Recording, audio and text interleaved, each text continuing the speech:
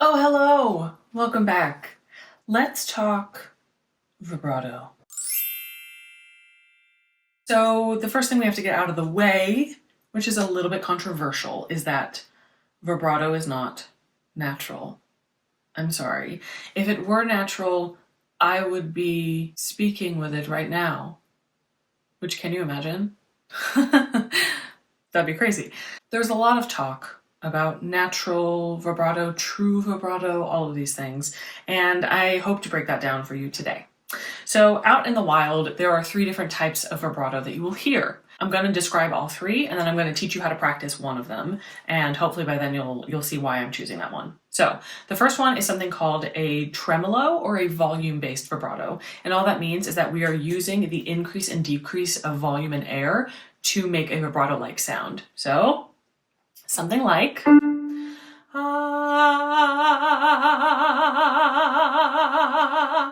literally just getting louder and quieter to create a volume sound. I can feel my stomach pushing in and out as I do this. The next type of vibrato is called a glottal articulation vibrato, and this is what we hear when we listen to classic Snow White.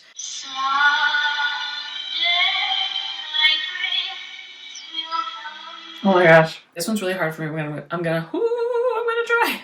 Can't speak. Someday my prince will come. That's so silly. That's very difficult for me to do. But what I'm doing is I'm re-articulating the note over and over and over again to create this vibrato-like sound. I'm pretty sure The Weeknd does it sometimes too. You'll hear it sometimes in popular music. Oh my god, that's so clear.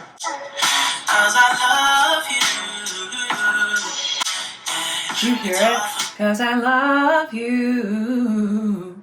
Ooh. It's very, very quick. They don't hold out vibrato too long, but when they do, you can hear that little glottal articulation vibrato. I love that. And the third type of vibrato is what we call pitch-based vibrato. And this is the oscillation of 2 different pitches at a fast enough speed that it creates a vibrato sound. Or in this case, it creates vibrato. Let's do... I'm gonna work with a half step. Ooh.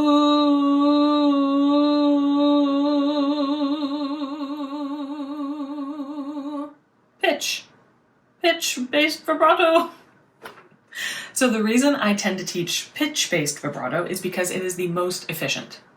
With tremolo or the volume-based vibrato, you are constantly changing the amount of air that you're using when you vibrato, and it's 1, a lot of work, and 2, air and how we use it drastically affects our sound and how we're singing, and if we're constantly changing it, it can create a lot of problems. It can make singing feel kind of like a moving target sometimes. And by that, I just mean like you're less in control. Glottal articulation vibrato is also just very, very hard, and you will never be able to change the effect that glottal articulation has. Meaning, I've had people come to me asking to slow down their vibrato, or that they always get notes that their vibrato is just too aggressive, and they want to understand how to slow it down. You can't slow down glottal articulation vibrato, really.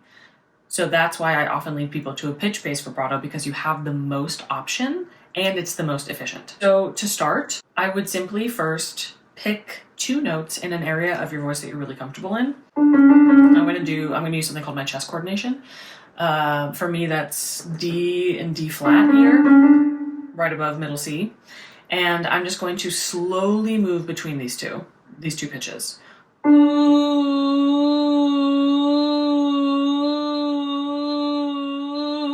Couple things, I did vibrato at the end. Couple things I am aiming for. 1, if this is the top pitch, I'm not doing this, up, down, ooh, ooh. You can hear I'm keeping all the pitches in between. I'm keeping it in a very circular motion.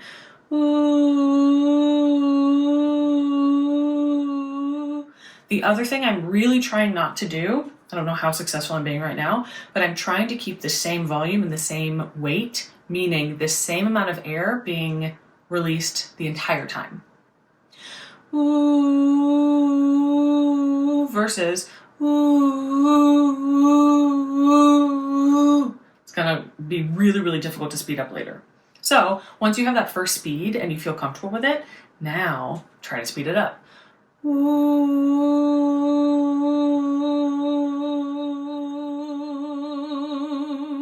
If you're not used to this, you probably won't be able to go the full speed at first. That's okay. I want you to go as far as you can, as fast as you can before you stall out. And you'll feel it, it'll get clunky on you, or it'll just start being uneven. That's the speed and the part that you really want to train.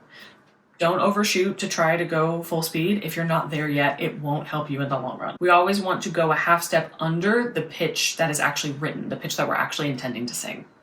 And it doesn't, this is a side note, it doesn't have to be a full half step. That's part of what's great about the pitch-based vibrato, is that you can make some choices about that pitch interval and the speed to move between styles.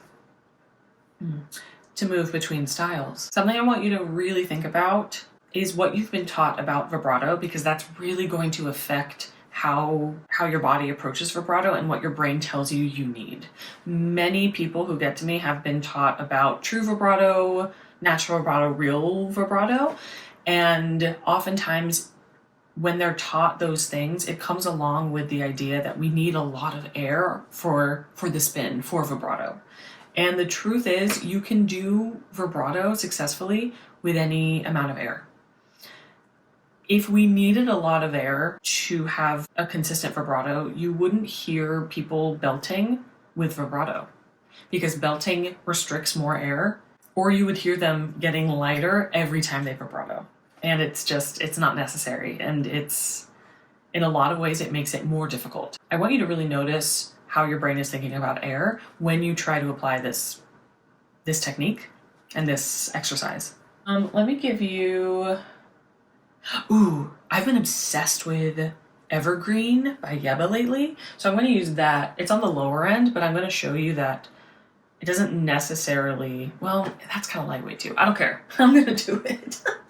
I'm on purpose going to emphasize one of these pitches and slow it down a little bit to make it sound a little more R&B, a little less trained, a little less musical theater. So let's listen. Went down to the river where the water ends, the only place I know. I kissed my penny and I threw it in. I prayed I'd keep my soul. Went down to the river where the water ends. So you can hear, oh, I'm doing a mixture of pitch-based vibrato with tremolo. So there's a pitch moving, but I'm slowing it down a lot, and I am emphasizing one end of that vibrato. And that's because I don't want to sound like a musical theater singer. I don't want to sound trained when I'm singing Yeba, okay?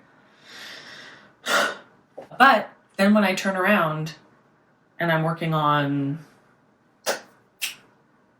oh my God, all I can think of are pop rock musicals. When I'm working on Les Mis, I don't want to have, can you imagine if I did that vibrato on I Dreamed a Dream? So it's not a matter of one vibrato being right and the other being wrong. It's a matter of what is going to serve the style that you're singing.